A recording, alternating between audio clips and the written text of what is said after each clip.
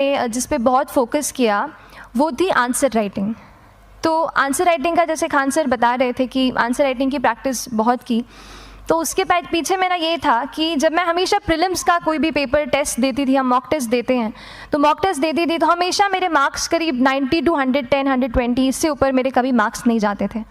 तो मुझे हमेशा ये डर था कि यार प्रीलिम्स में कहीं मेरा कुछ, क्योंकि कट ऑफ भी इसी कुछ रेंज में जाता है, तो हमेशा लगता था कि यार कुछ गड़बड़ यहाँ ना हो जाए।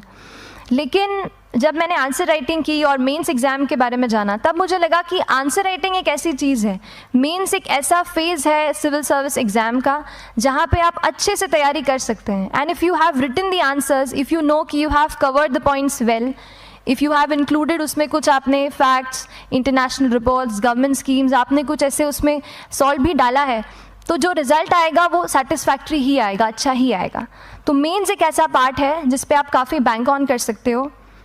मैं जब पर्सनालिटी टेस्ट भी मैंने दिया, तो इस बार भी आप नंबर्स देखेंगे तो आसपास की रैंक के हिसाब से मेरे नंबर्स उसमें कम हैं, लेकिन it is just the general studies and the answer writing part, जो मेंस के जो वो है मार्क्स हैं या मेंस का जो एक फैक्टर रहा, वो मेरे लिए सबसे ज़्यादा इंपॉर्टेंट डिसाइडिंग फैक्टर रहा है। तो अपना एक्सपीरियंस यही बताऊँगी कि आंसर राइटिंग पर आप विशेष फोकस कीजिए। जैसा स्ट्रक्चर आपको बता ही चुके हैं कि इंट्रोडक्शन में कैसे आपको शॉर्ट रखना है, बॉडी एंड देन कंक्लूजन, उसमें छोटी चीज़ जैसे मैं अभी मेंशन कर रही थी, आप एक इंश्योर कीजिए कि देखिए जो भी एग्जामिनर आपकी कॉपी चेक कर रहे हैं वो दिन में 10, 15, 20 कॉपीज़ चेक कर रहे हैं, तो उन सब से आपको अलग कैसे आप अपनी कॉपी दिखा सकते हो, ये चीज़ आपका प्रेजेंटेशन और आप जिस तरीके से आंसर लिखते हो कंटेंट को, वो मैटर करेगा।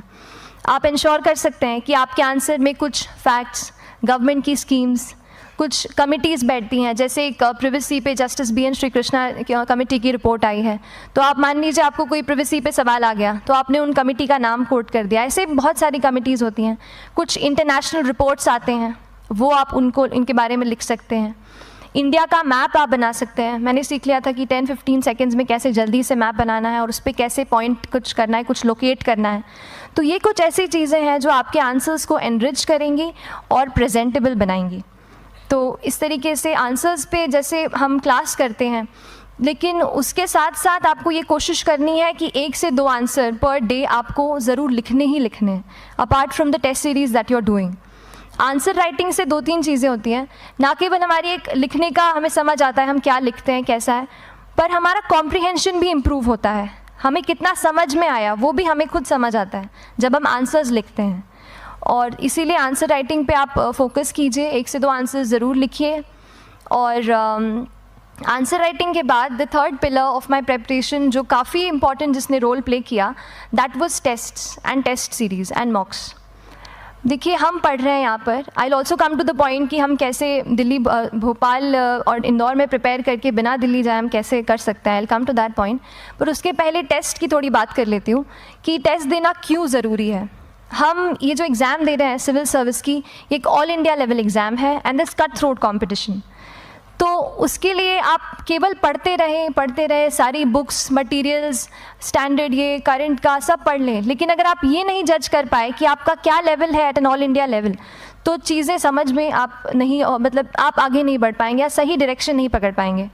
तो इसलिए आप टेस्ट से घबराइए मत। कई बार टेस्ट का इनर्शिया होता है, ऐसे लगता है कि जब तक पूरा सिलेबस कंप्लीट नहीं कर लूँ तब तक टेस्ट नहीं दूंगा, लेकिन सच में बात ये होती है कि जब तक हम GS के मतलब पेपर देने अंदर भी घुसते हैं ना, तब भी उस सेकंड पे लग रहा होता है कि कुछ छूट गया है हमारा।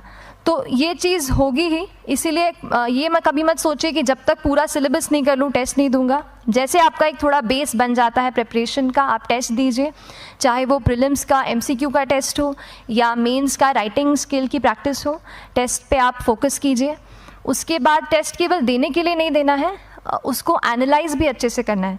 When you get the answer hints, when you get the answer keys, analyse properly कि आपकी क्या गलती हुई है और उससे भी सीखने की कोशिश कीजिए कि क्या कुछ नया मुझे इस टेस्ट पेपर से या इस आंसर कॉपी से मिल सकता है। तो इस तरह से टेस्ट पे भी आप फोकस कीजिए। And I will come lastly to the point कि जब मैंने प्रिपरेशन शुरू की थी अपने कॉलेज के 2nd ईयर 3rd ईयर आते आते, तो मन में बहुत सारे फियर्स थे। मैं भी एक नॉर्मल फैमिली से हूँ, मेरे फैमिली में किसी ने आज तक सिविल सर्विस का पेपर भी नहीं लिखा था, तो मन में बहुत सारे फियर्स थे, डाउट्स थे, क्या होगा, कैसे होगा। तो हो सकता है आपके मन में भी ऐसा हो। और हम जैसे यहाँ रहते हैं, हम सोचते हैं कि दिल्ली जाना तो सबसे ज़रूरी है, उसके बिना तो ये एग्ज़ाम हो ही नहीं सकती। तो उस पर मैं एक चीज़ बताना चाहूँगी कि जैसे KSG जैसे इंस्टीट्यूट हैं, जो फैकल्टी भी हमें वही मिलती है जो दिल्ली में पढ़ा रहे हैं। तो ये एक बहुत पॉजिटिव पॉइंट है कि क्वालिटी का कोई दिक्कत नहीं आएगी।